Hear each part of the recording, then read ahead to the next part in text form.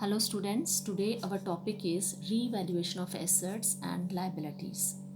As you know, the value of the assets and the amount of liabilities do not remain static for all the times.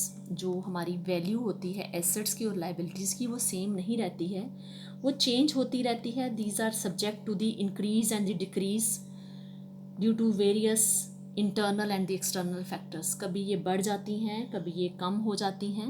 When there is a change in the profit sharing ratio of the partners, जब partnership जो partners हैं उनकी profit sharing ratio change होती है तो assets और liabilities को हम रीअसेस्ड करते हैं. इसको मैं एक्सप्लेन करूँगी रिकन्स्टिट्यूशन ऑफ पार्टनरशिप से.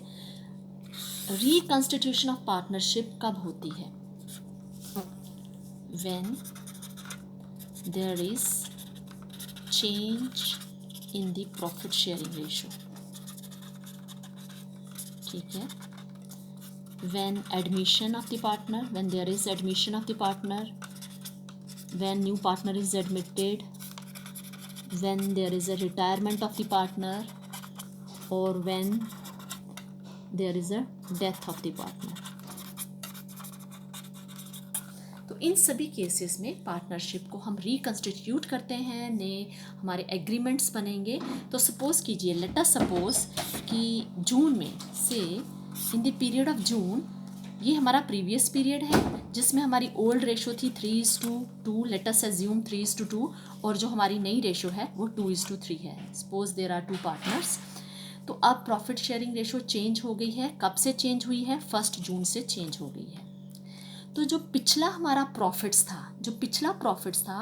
इसको, जो पिछले प्रॉफिट्स भी हो सकते हैं, लॉसेस भी हो सकते हैं, ठीक है. इस पीरियड के जो प्रॉफिट्स एंड लॉसेस थे, इनको हमें ओल्ड रेशो में डिवाइड कर लेना चाहिए.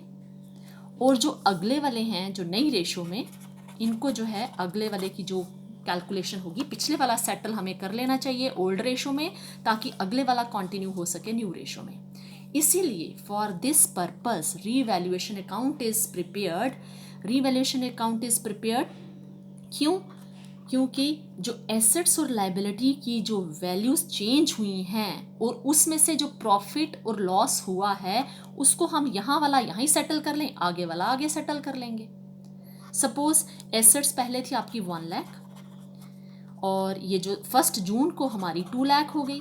अब आगे और बढ़ने वाली है, तो ये जो हमारा 1 लाख प्रॉफिट आया है, इसमें जो 1 लाख थी पहले, अब 2 लाख हो गई है. तो ये जो प्रॉफिट आया है, ये हम ओल्ड रेशो में ही बांट लेते हैं, ओल्ड रेशो में ही बांट लेंगे, ताकि जो हमारी नई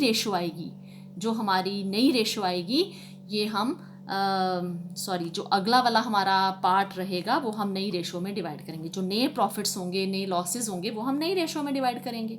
सपोज़ कीजिए अगर एडमिशन, अब ये जो हमारा revaluation of assets and liabilities है, ये हमारा कंटिन्यू रहेगा. अगला जो आपका टॉपिक है एडमिशन में, तो जब अगर सपोज करो कोई एडमिट होएगा पार्टनर, तो यहाँ पे 2 पार्टनर्स है, यहाँ पे से 1 मोर पार्टनर इज एडमिटेड, तो यहाँ वाला जो होगा हम पहले ही सेटल कर लेंगे, क्योंकि ये वाला प्रॉफिट है ये ओल्ड रेशो में बट जाएगा, और ये जो नया पार्टनर आया है, इसको ये वाले प्रॉफिट में या लॉस में ये भागीदार नहीं है. ये न्यू रेशो में जो नया हमारा ये वाला पीरियड है, इसको इसमें से ही जो प्रॉफिट होगा, लॉस होगा, वो इसमें से मिलेगा. तो इसलिए हम ये जो एसेट्स और लाइबिलिटीज़ को हम रीवैल्यू कर लेते हैं इस डेट को, जब हमारा प्रॉफिट शेयरिंग रेशो चेंज होती है, या फिर हमारा एडमिशन हो रहा है पार्टनर का, या रिटायरमेंट हो रहा है, या डेथ हो रहा है.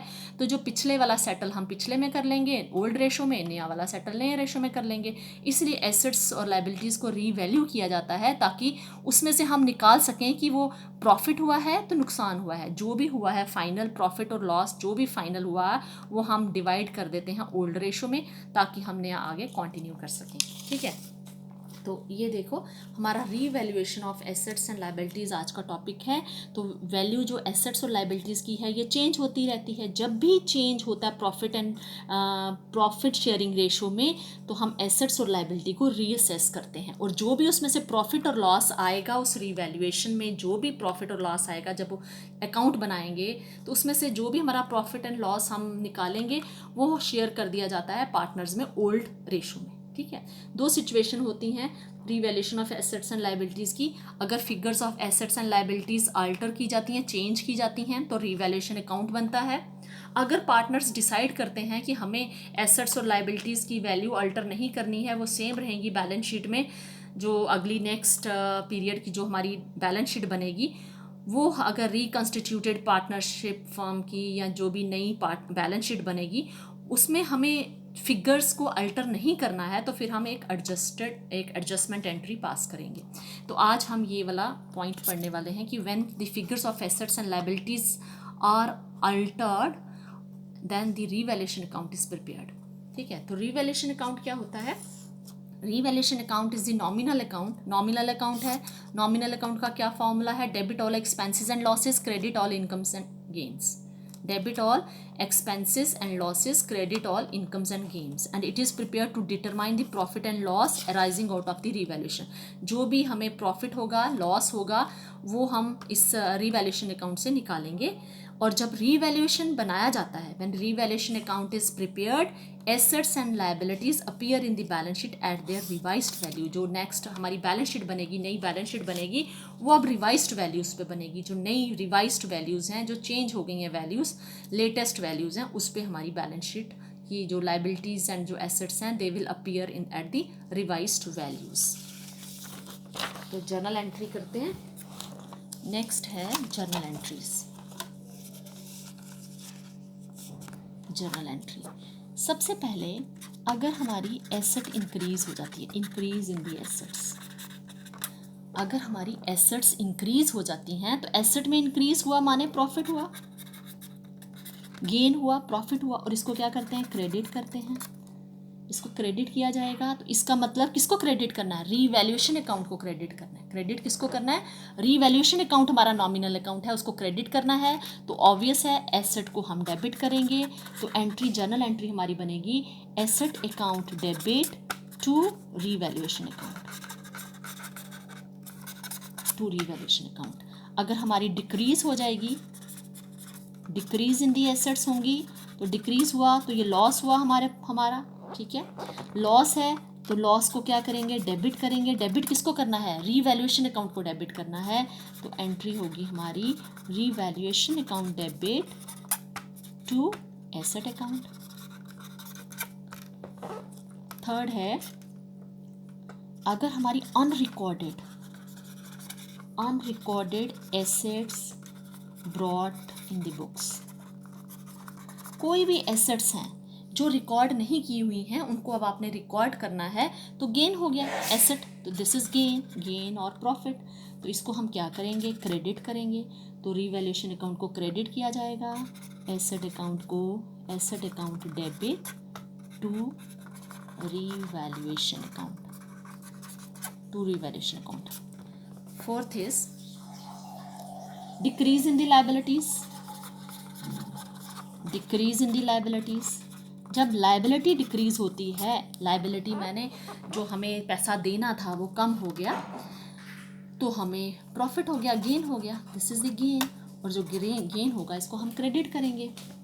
तो क्रेडिट करेंगे तो हमारी एंट्री आएगी liabilities account debit to revaluation account, liabilities account debit to revaluation account, and reverse is the case when there is increase in the liabilities, increase in the liabilities। तो जब liability हमारी बढ़ जाती है तो ये हमें नुकसान होता है, लॉस है, losses are debited। तो when losses are debited, तो डेबिट किसको करना है? रीवैल्यूएशन अकाउंट को डेबिट करना है, revaluation account debit to liabilities account. Next है, अगर हम क्रिएटिंग प्रोविजंस, अगर प्रोविजंस क्रिएट किए जाते हैं, क्रिएटिंग प्रोविजंस, तो जब ये जो क्रिएट किए जाएंगे प्रोविजंस, तो ये हमारे प्रॉफिट को कम कर देंगे, reduces profits.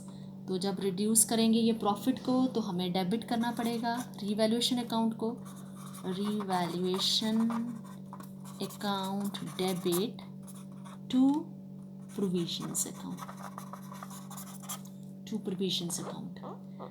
then last one, or there can be some more other transactions. Unrecorded liabilities brought into books.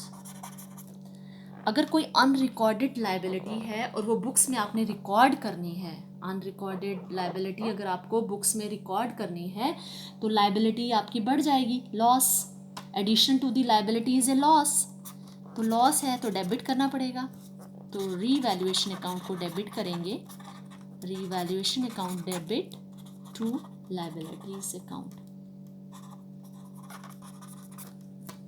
To liabilities account. तो ये हमारी जर्नल एंट्रीज हैं, इसका फॉर्मेट देख लीजिए, ये देखो रीवैल्यूएशन अकाउंट का फॉर्मेट है, रीवैल्यूएशन अकाउंट का।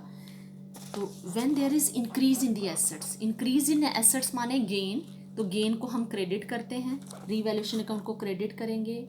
अनरिकॉर्डेड एसेट्स हैं, अनरिकॉर्डेड एसेट्स हैं, कोई रिकॉर्ड नहीं की गई हैं assets, unrecorded assets means addition to the assets, it is the gain, तो इसको हम क्रेडिट करेंगे। लाइबिलिटीज़ में अगर डिक्रीज है, when there is a decrease in the liability means it is a gain, then again it is a gain, decrease in the liabilities again, तो then revaluation account will be credited, then decrease in the provisions, अगर कोई provisions में decrease है तो ये भी हमारे जो हैं gain है, तो इसको हम credit करेंगे।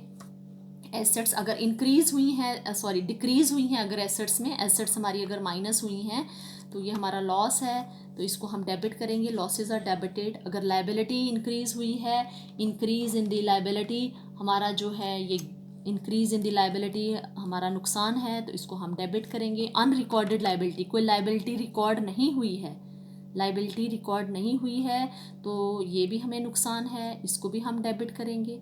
कोई क्रिएट करना है प्रोविज़न तो भी डेबिट करेंगे।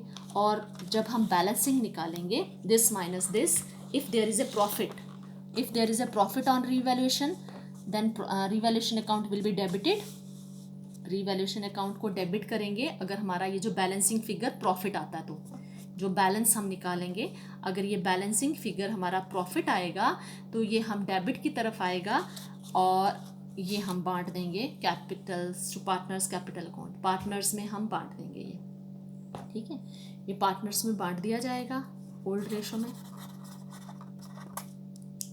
और अगर हमारा ये लॉस आएगा, अगर इस तरफ बैलेंस आएगा तो ये लॉस होगा, तो ये भी पार्टनर्स में बांट दिया जाएगा ओल्ड रेशो में, ठीक है। तो इस तरह से हम रीवैल्यूएशन अकाउंट बनाएंगे। एक क्वेश्चन से इसको क्लियर कर लेते हैं।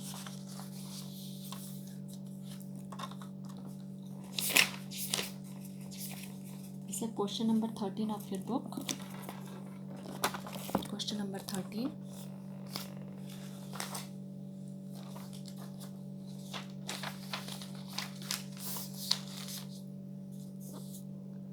A, B, C are the partners in 3:2:1 ratio. On 31st March 2018, the following revaluations were made. Furniture है 25,000, रीवैल्यूड एट 22,000, तो फर्नीचर हमारा कम हो गया। कितना कम हो गया? हमें डिफरेंस लेना है, हमें जो रीवैल्यूएशन में फिगर लेनी है वो डिफरेंस लेना है कि वेदर इट इज़ लॉस और प्रॉफिट, कितना डिफरेंस है, कितना प्रॉफिट हुआ या लॉस हुआ। तो फर्नीचर 25,000 है, रीवैल्यूड एट 22,000, इट मीन्स हमें जो है नुकसान हुआ। अभी जो लेटेस्ट उसकी वैल्यू है वो हमारी 22,000 है, तो फर्नीचर का हमें 3,000 नुकसान हो गया। तो मैं यहाँ पे लिख लेती हूँ पहले, फर्नीचर लेस बाय 3,000, ठीक है।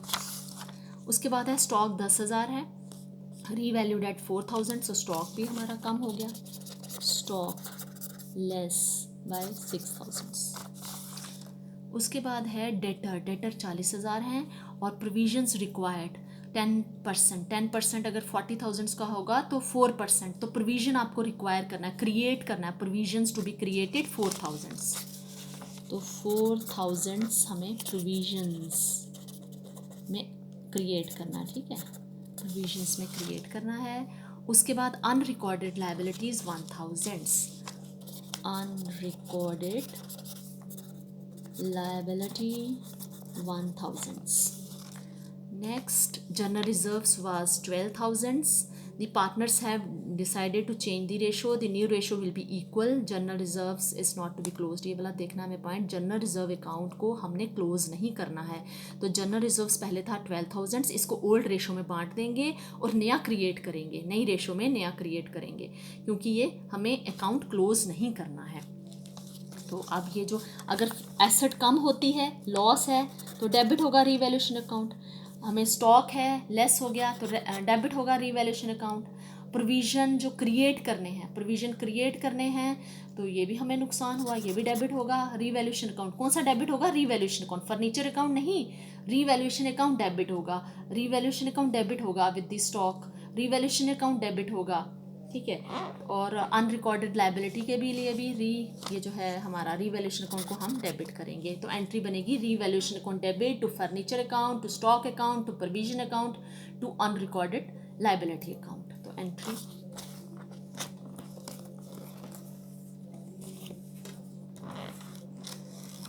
एंट्री होगी हमारी revaluation account debit, revaluation account debit to furniture account.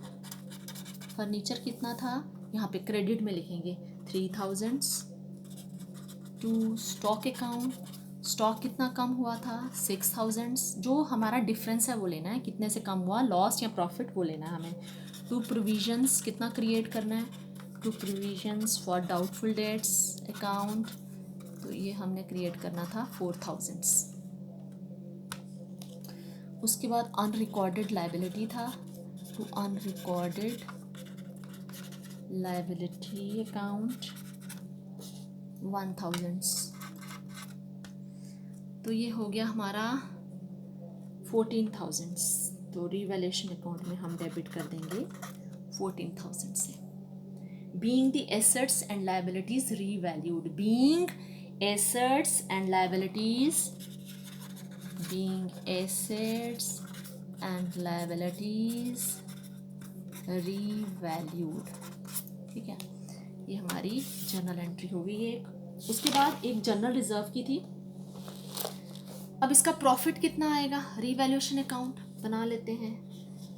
Revaluation account, ये रीवैल्यूएशन अकाउंट बनाएंगे हम. रीवैल्यूएशन अकाउंट में हमें डेबिट करना था टू फर्नीचर अकाउंट, क्योंकि फर्नीचर कम हुआ था. टू स्टॉक अकाउंट, डिक्रीज लिख सकते हो आप ब्रैकेट में कि डिक्रीज हो गया. ये है 6,000. To provision for doubtful debts account 4,000. To unrecorded liability account 1,000. ठीक है, ये सब था. हमें जो चेंजेस थी, फर्नीचर भी कम हुआ, स्टॉक भी कम हुआ, प्रोविजंस हमने क्रिएट करना है, और अनरिकॉर्डेड लाइबिलिटी है 1,000 की. और कोई ऐसी ट्रांजैक्शन नहीं है जो हमें, कोई ऐसी एंट्री नहीं है जो रीवैल्यूएशन अकाउंट में आएगी. तो ये हमारा लॉस आएगा, क्योंकि ये हमारा जो टोटल है 14,000 बाय लॉस. तो रीवैल्यूएशन का जो बैलेंसिंग फिगर है वो क्रेडिट की तरफ आया, तो हमारा ये लॉस है कितना, 14,000. और ये जो लॉस है ये हम बांटेंगे ABC में. तो ये ओल्ड रेशो में बटेगा 3:2:1. तो 14,000 को हम बांटेंगे 3:2:1 की रेशो में. तो ए का अमाउंट हमारा आएगा 7,000. इसको ब्रैकेट में रखेंगे. मैं यहाँ पे नीचे दोबारा से लिख देती हूँ, पर इसके सामने क्लोज 14,000 ऐसे ही करना है. तो इसको 7,000 आएगा ए का, बी का आएगा 4,667 और सी का आएगा 2,333. तो ये लॉस है. लॉस को हमने डिवाइड कर दिया ओल्ड रेशो में 3/6 इंटू 14,000, 2/6/14,000, 1/6/14,000. तो ये हमारा आएगा 7,000 फॉर ए. लॉस जो हमने ए के डिस्ट्रीब्यूट करेंगे लॉस, तो 7,000 आएगा. बी को करेंगे तो 4,667 आएगा, और सी को करेंगे तो 2,333 आएगा. अब इसकी हमें जर्नल एंट्री भी बनानी पड़ेगी. रीवैल्यूएशन अकाउंट को क्रेडिट करना है, पार्टनर्स कैपिटल अकाउंट को डेबिट करना है। जब लॉस होगा, जब प्रॉफिट होगा, इफ़ देयर इज़ प्रॉफिट, अगर प्रॉफिट होगा तो revaluation account debit to partners capital account, to partners capital account. और अगर लॉस होगा, अब यहाँ पर लॉस है, तो लॉस है तो हमारा A's capital account debit, B's capital account debit, C's capital account debit to revaluation account.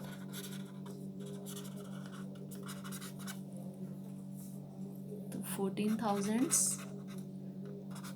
7,000, 4,667, 2,333 being the loss on revaluation distributed, being loss on revaluation distributed।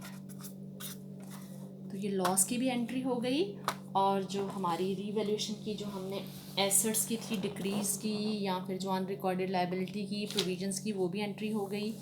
उसके बाद एक जनरल रिज़र्व था, जो जनरल रिज़र्व था 12,000, general reserve था 12,000, और ये भी लिखा था कि general reserves account is not to be closed. तो पहले हम जनरल रिज़र्व्स को बांट देंगे। General reserve account debit to A's capital account, to B's capital account, to C's capital account.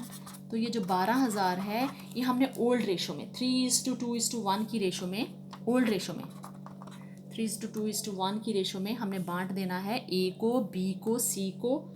तो 6,000, 4,000 और 2,000 ये हम डिस्ट्रीब्यूट कर देंगे जनरल रिजर्व्स को, being the general reserves distributed. लेकिन यहाँ पर इस क्वेश्चन में ये लिखा हुआ है कि general reserves account is not to be closed, तो ये क्लोज नहीं करना है। इसका नरेशन लिख लेंगे, being general reserve distributed.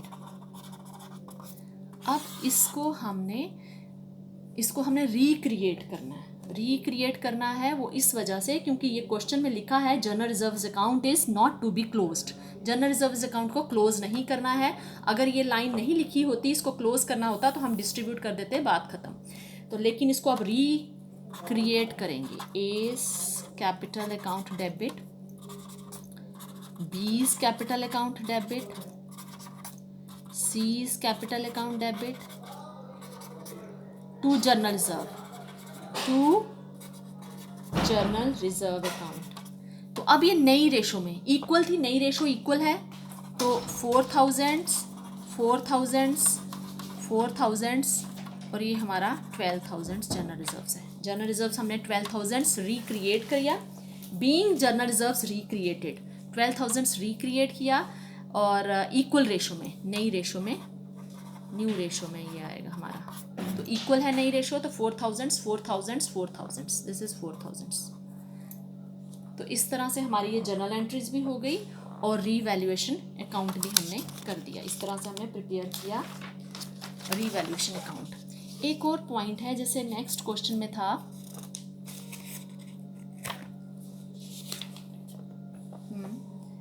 Next question में एक आपका जैसे था कि बिल्डिंग्स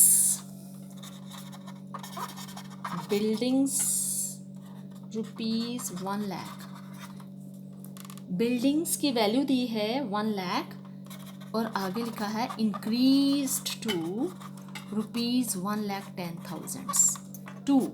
इसका मतलब बिल्डिंग्स की पहले वैल्यू थी 1 lakh, now it has been increased to ₹1,10,000। तो जो डिफरेंस है, हमने डिफरेंस लेना है, डिफरेंस लेना है। बिल्डिंग 1 लाख की है, इंक्रीज्ड टू 1,10,000